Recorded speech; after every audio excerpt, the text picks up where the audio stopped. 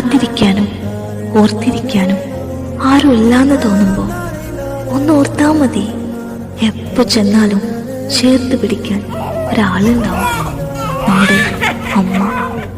നമ്മുടെ മുഖമൊന്ന് വാടിയാൽ അതാദ്യം കണ്ടുപിടിക്കുന്നത് അമ്മയായിരിക്കും.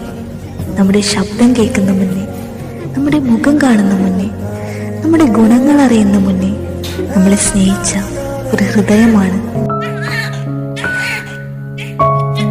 ആർക്കറിയാം അവൻ വലുതാവുമ്പോ നീ പിറന്ന സമയം